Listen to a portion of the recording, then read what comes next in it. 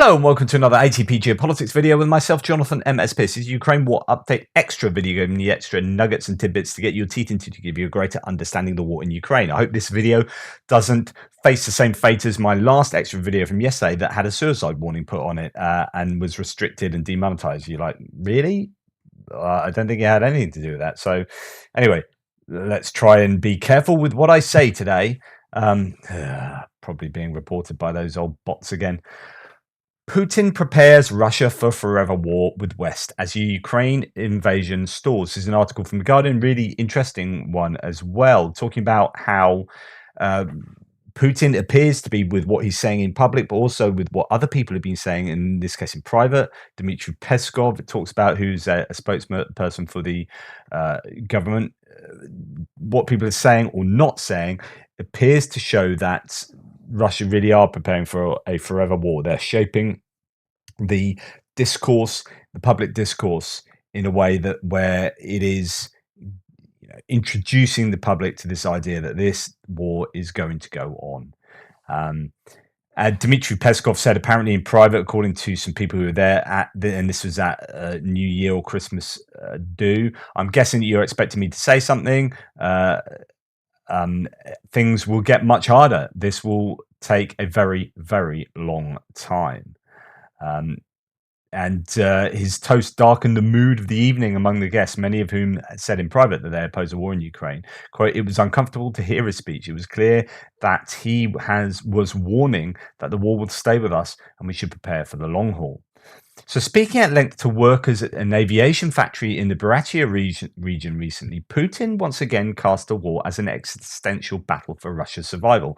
Quote, for us, this is not a geopolitical task, but a task for the survival of Russian statehood, creating conditions for the future development of the country and our children, the president said. It followed a pattern of recent speeches, said the political analyst Maxim Trudolyubov, in which the Russian leader has increasingly shifted towards discussing what observers have called a forever war with the West. Quote, Putin has practically stopped talking about any concrete aims of the war.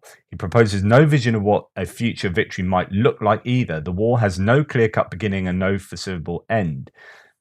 He said. This is really interesting. I want to dwell on this for a bit. So first of all, let's have a look at, for us, this is not a geopolitical task, but a task of the survival of Russian statehood, creating conditions for the future development of the country and our children. Right. Let's go back to January 2022. Would he have said that? Was he in a position where we are having an existential battle for the Russia's survival? No. No, that wasn't on the agenda. Russia was all, yay. So what happened around that time where this was then suddenly called into question? Russian existential, Russia's existence was called into question. Ah, that was it. Putin invaded. He got his army to invade a sovereign nation, Ukraine, one of his neighbors. That's what happened. I remember. Yeah. So don't go complaining about being in some kind of existential crisis when you are the one that got your country to that point. Don't start blaming the world for your present situation, because you are fully responsible for your present situation. Yeah, I know people talk about NATO expansions and this and that, and things are complicated. Causality is a complicated thing to try and tease apart. But ostensibly, Russia invaded another country and now they're in the shit. That's what's happened. Accept your culpability in that, Putin. Of course, he'll never do that. So the article continues. The person said Putin did not appear to be reconsidering the conflict despite the heavy losses and setbacks of the last year. So this was a diplomat saying this.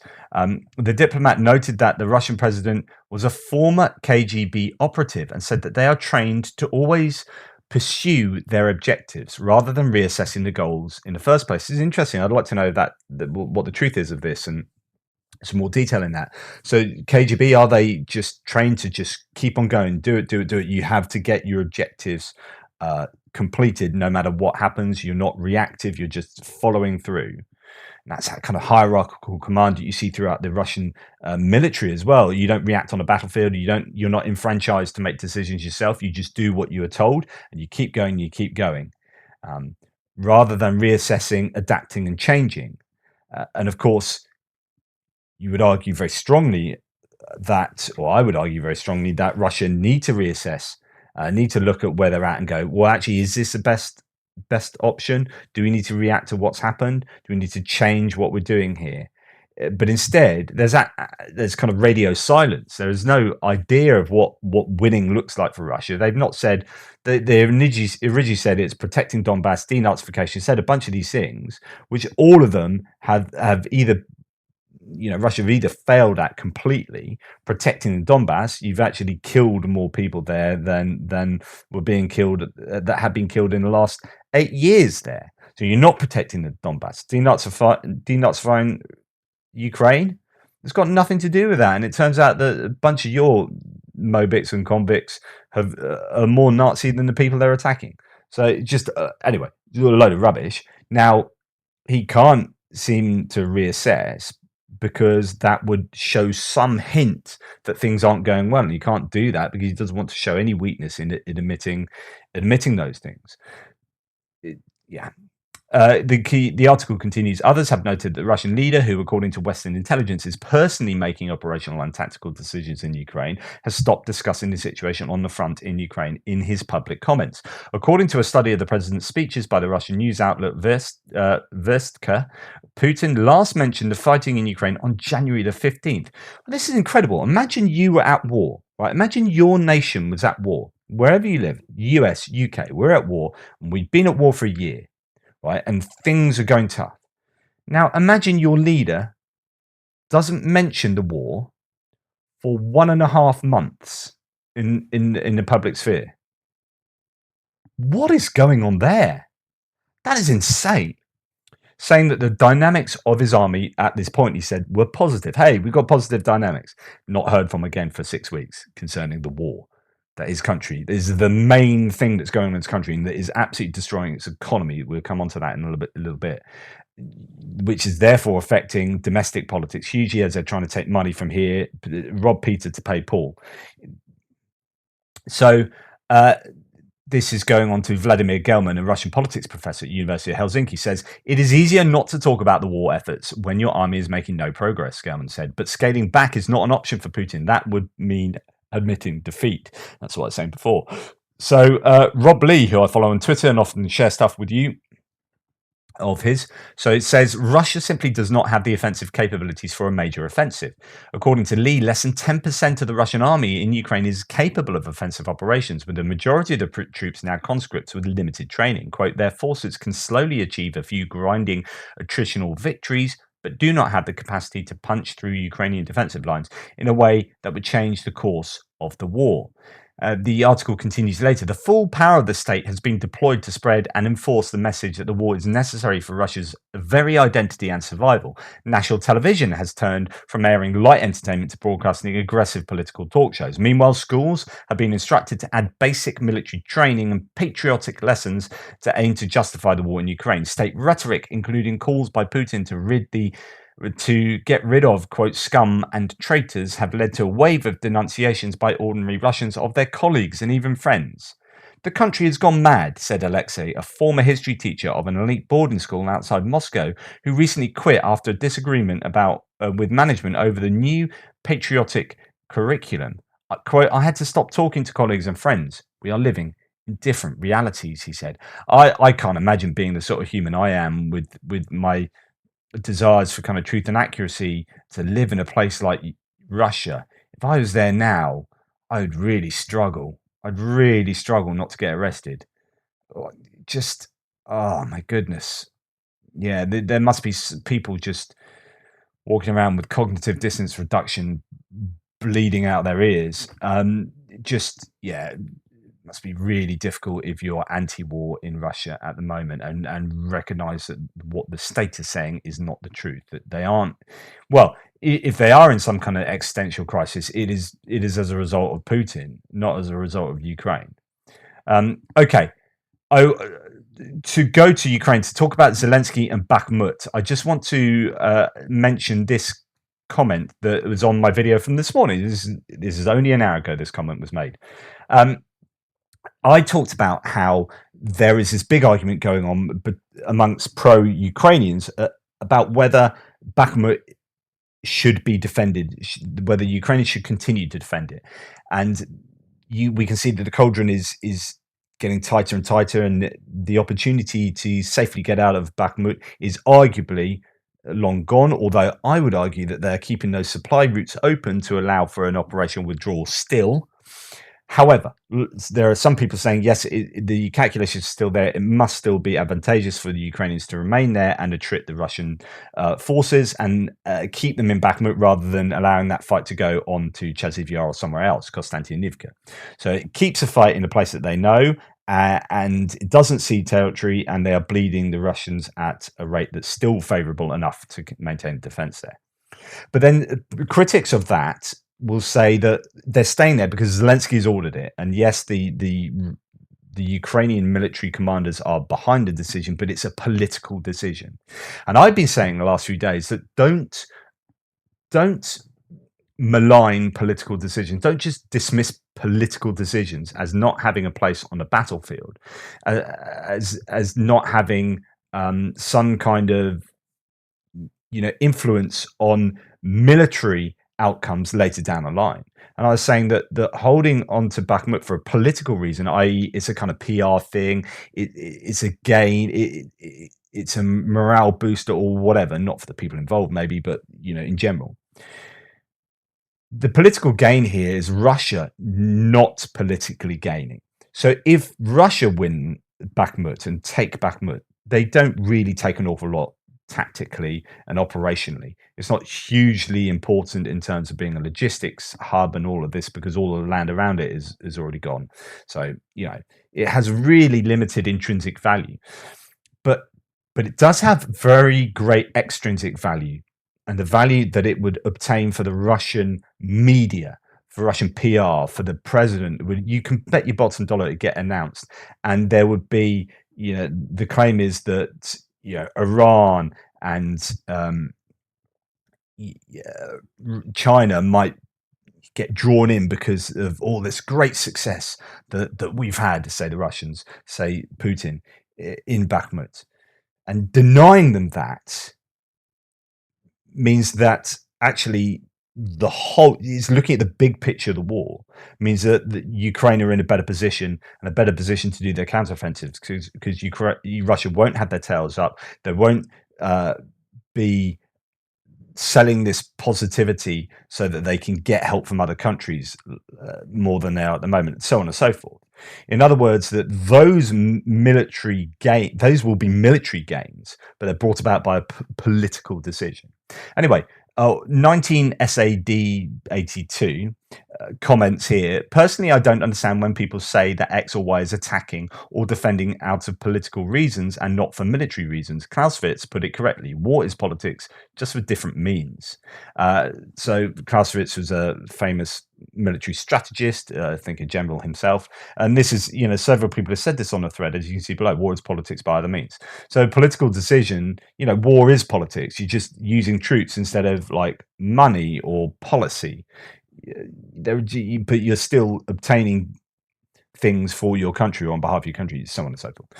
War is itself a political decision, he continues, and operational warfare is exactly this, trying to achieve military victories that serve a political reason. People can argue if different actions might have led to more or less casualties for whichever side, yes, but in the end, it's the victory politically that will end a war. Kudos for Zelensky to ignore this very important part of this war. Denying Putin any leverage is a win and will end this whole conflict sooner rather than later, which would be more devastation for both nations, leading to more dead people in the long run. And I think this is really, really important. I'm still undecided over the whole Bakhmut thing, and probably history will teach us whether it's the right or wrong decision, right? And I'm not saying it is right to keep on defending Bakhmut in the way that Ukraine are at the moment. However, this is such a good point here. Denying Putin that leverage is itself a huge win that might have massive military ramifications thereafter. So it's not just a case of looking at that troop attrition calculation and working out whether that's worth it. There are other things to bring into that calculation. People might get annoyed that, hey, you are sacrificing troops for a political outcome. or some PR thing.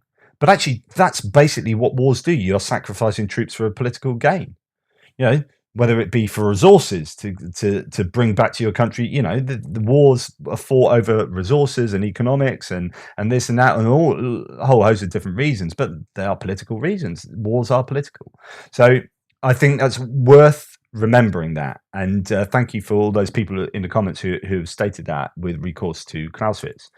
Okay, let's move on to something different. And again, you know, I want to reiterate that I'm not necessarily saying it's a good thing to keep defending Bakhmut, but just, you know, there are lots of things to consider, and don't dismiss politics. This is a Lancet. Now, this is shown on RT, which one would assume this is shown to say, hey, look at what we've done. This is good. This is a Lancet blowing up a howitzer, right? And we have the Lancet coming in here. In fact, we have a look very carefully. What you can see there is, and I'm showing you this in very low quality, zoomed in state there. That is a howitzer under some camouflage netting as well, I think as wire netting, and that's the tube coming out there. Now, I show you that looking like that because afterwards it looks just like that. So here the Lancet comes in from this side in a second. So there it is. There's a tube coming out there, I think, and the Lancet comes in, as you can see there. It's a much better quality shot, that, and it explodes, and you see quite a lot of dust. And actually, when it zooms in a little bit, you see a lot of destroyed white bits. But actually, what you have is the howitzer still there. And I don't know whether they didn't really realize this, and they're trying to sell this as a Lancet doing its job. Well done, us. And the bits of the Lancet all over the shop. But actually, the howitzer appears not to have been destroyed in any way. And then you've got some footage from a Ukrainian. Unfortunately, it's not great. It doesn't really show an awful lot. He's just having a little chat about the Lancet being sort of spread everywhere. But the howitzer looks like it hasn't really been affected. And what we talked about this sometime back in a previous video about how Lancet drones, or about how anything stationed now in a revetment or in camouflage or whatever, generally needs to have one of these nets over them so that Lancet drones and other kamikaze drones just can't affect them, get caught up in the net and explode early, or just get caught up and don't explode at all. Now, talking about explosions, this is incredible. I don't know who is getting hit here by whom, but this is basically a bit of a dugout going on with troops here. Now, I'm not going to show you anyone dying here, I don't think. In fact, quite the opposite. You might think that artillery rounds are huge explosions and cause damage that is just, you know, terrible and whatnot. But it's quite incredible how much energy gets absorbed by stuff around it, in this case the ground. I've shown you plenty of footage of javelins and ATGMs and whatnot taking out BMPs and tanks, right? And you think, wow, everyone in there is dead. And then you see people crawl out of this burning husk of a vehicle and running off, and you're thinking, it doesn't look like any of the crew died there. I mean, the job is done. Like, that vehicle is inoperable now, so it's taken out. Good. But it's just, I'm amazed at how many people survive at times where I just don't expect them to survive. Now, you look at this bit of footage and you've got that looks like a pretty significant explosion going on there. And then, you know, as the dust settles, so they know there are a bunch of people there. Everyone's like, right, let's get out now. And some of them are climbing into another hole. There's about 6 people just get out in different ways and then get out there, get out of Dodge. It's just quite incredible how, and this then makes you realize how many pieces of munition you need to take out just a small number of people.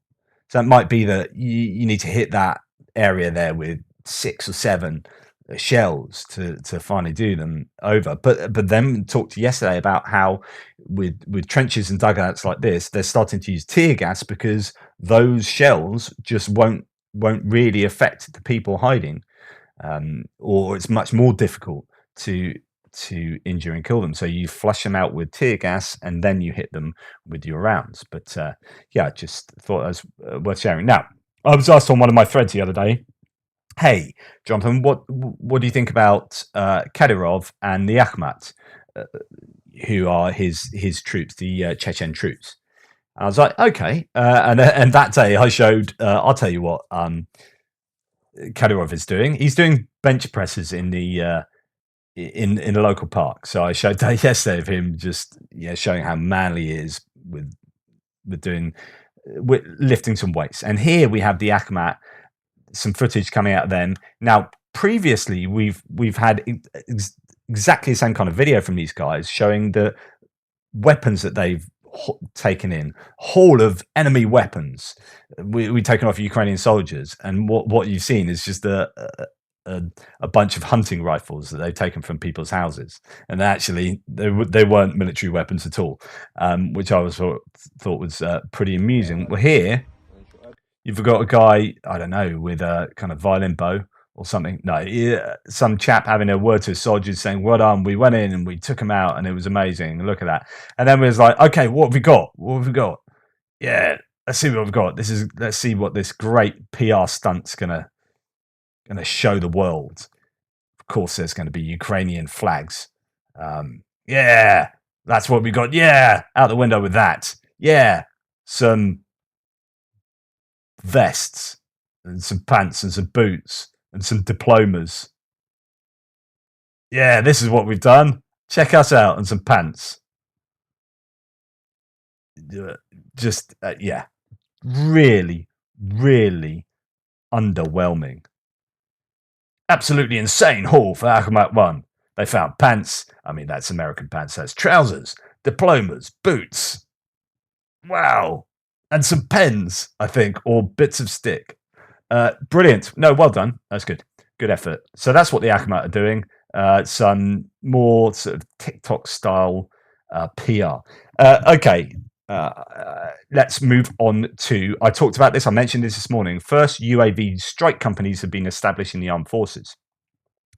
This is the way war is going. I'm sure you'll have many armies around the world looking at the Ukraine war going, right, we really need to change our armed forces. How do we adapt to what we're seeing? Where's warfare going? What do we need? We need more drones. Drones in the water, drones in the air, and let's start developing drones on the ground. In fact, I've got a video somewhere.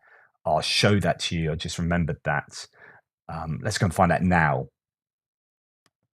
So I'm looking for the video I wanted. I found this other video, which is Ukrainians with a ground kamikaze drone that they've set up with a landmine, I believe, and they go and basically send this into a bunch of soldiers, I believe, or in somewhere else. So he sets it off there and drives it around. Сюди машинка, молоде виглядає. Не знаю, що робити, не знаю, що воно таке. 3, 2, 1. Бадабум! Пані не там охуєли. So that's interesting. So that's using a kamikaze drone, a wheeled drone there to explode and destroy an objective. So this is the other one. This is the one that I meant to find. So saw this yesterday. Yeah, probably not with the music though. So this is one with an RPG and a gun. I think they're just practicing here, but not sure it's been used. God, he made himself jump. This is, as you can see, a range that's being used on. But interesting in how it can also go into buildings fairly effectively, do some pretty sweet right angles. So here we have it going to a building. I think it has a, yeah, that was it. So it fires off its RPG at the building and then races in. I mean, obviously it depends whether you're able to get up, whether it's got a ramp up. This has luckily got a ramp up into the building, but you get the idea. There are places where these could be used. I don't know whether it set off that explosion to the side there, and it's going in and it's firing off its. Yeah, and I saw one without all the music. Music's annoying, but yeah. So these kind of things, there will be armies around the world. You can bet your bottom dollar that America's been doing R&D into this anyway. But this kind of war shows how important drone warfare is. So going back to this article, 3 first strike companies of unmanned aerial vehicles have already been established in the armed forces of Ukraine, says Fedorov, the Minister of Digital Transformation. Today, the first 3 UAV strike companies are ready for battle. Together with partners, they were fully staffed. Pickups, attack drones, and Starlinks were handed over. Interesting. Starlink's going to be used for offensive means? I don't think so. Who knows? When was this? 28th of March, yeah. Fedorov noted that the project to create a strike company of unmanned aerial vehicles was established with the participation of the General Staff, State Special Forces, MOD, and United 24. This is exactly what I said. So I said recently that United 24 have raised over $300 million for drones for Ukraine. Where are those drones? And United 24 are a real, like, bona fide organization fronted by a load of famous people. They're genuinely, it's been audited by Deloitte. So it's not like someone raising a load of money and running off to the Bahamas. So these will be spent on drones, right? So the question is, what's going on? Now, they probably have sent a bunch of drones to different places. They're probably also spending a lot of money on drones for humanitarian reasons, for search and rescue and all that kind of stuff around Ukraine. But it appears that actually a lot of that money, and this is exactly what I said the other day, has gone to putting, equipping a whole bunch of, people with a whole bunch of drones. And I don't know whether it's also, raising funds for the stuff that goes around the drones, not just the drones, but, your other equipment, including possibly the vehicles too. According to him, all the UAVs transferred to the unit are Ukrainian made. That's fascinating. The equipment for the strike companies was purchased by private donors. So maybe United 24 hasn't raised for the SUVs, but that's come from private donors. The drones will perform reconnaissance and strike missions. UAVs will aim artillery, help soldiers to be as effective as possible during urban battles and save lives. Pickups will be needed for raids of mobile groups behind enemy lines, delivery of goods, and evacuation of the wounded. Starlinks help to maintain uninterrupted communication on the battlefield. All this is our competitive advantage over the Russians. I talked a lot about this previously, which is you need to eke out every competitive advantage you can get. And if that's, technology and drones in this case, there have been times when Russia have had competitive advantage with their drones, with low-tech drones, with the Shahed 131s and 136, all N10s and all N30s, with their range. They don't freeze because they're quite simple and not so much electronic, but more petrol-driven, so on and so forth. Cheap and cheerful, but do a really good job. Well, can Ukraine get a competitive advantage in particular ways that they utilize their drones here? Previously, the General Staff of the Armed Forces of Ukraine announced that the Ukrainian army is creating strike companies of unmanned aerial vehicles. According to the military, such units are being created for the first time in the world.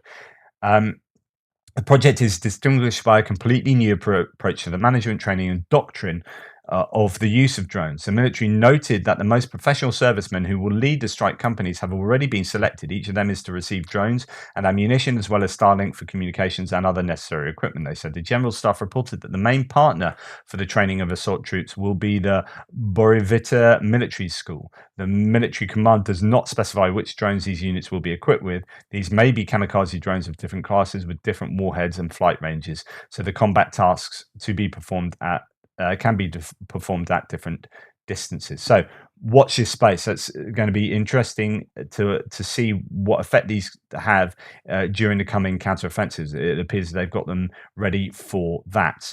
I talked to you yesterday and the day before about the IOC, the International Olympic Committee. They have allowed Russian and Ukrainian sports people to take part in the Olympic Games, I believe under a neutral flag. There's been an investigation here that this is on the Kyiv Independent, but I don't know if it's them that actually did the investigation.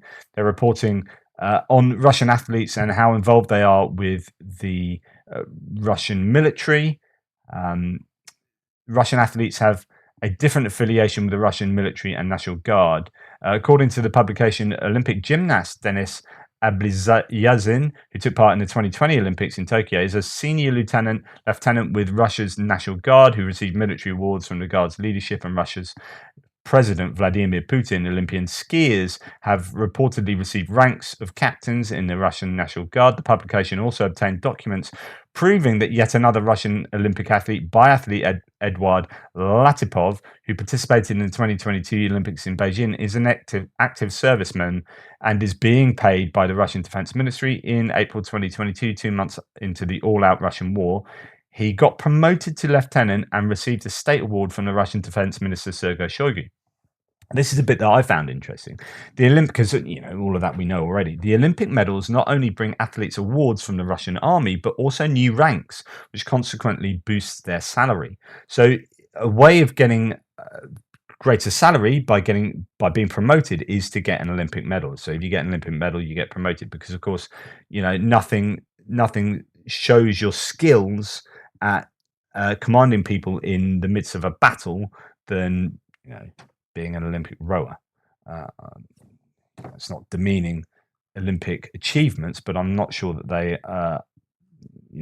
those skills necessarily translate across to commanding others in a war zone. According to the publication, the Russian military uses Olympic athletes to promote military service.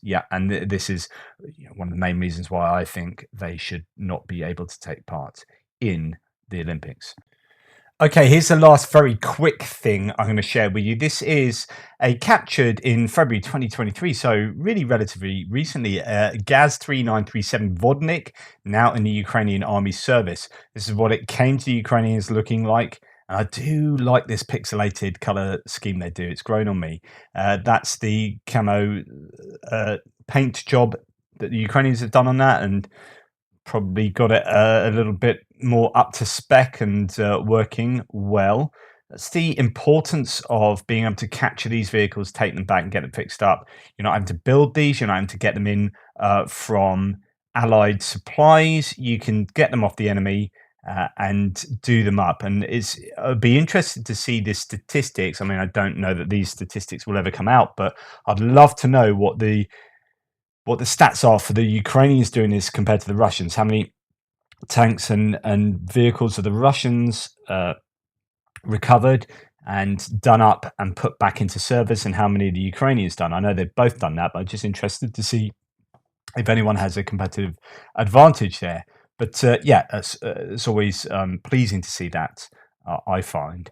Anyway, thank you. It's a bit of a short one today. I have recorded a load extra, and I've had to cut it out, so I'm just doing another finish to this one. I may put this out, the rest of today's one out later. Give you two for the price of one today, but I may leave it for tomorrow. It's dealing with economics that I may have hinted at earlier. Anyway, thank you so much for watching. Please like, subscribe, and share. All the ways you can help the channel are in the ways in the description below, such as buy me a coffee, PayPal, merchandise, and all that kind of stuff. Really appreciate it if you do have the wherewithal, ability, and desire to do so. If not, just having you here and watching and commenting in a brilliant way that you do is everything. So thank you so much. Take care, and I'll speak to you tomorrow.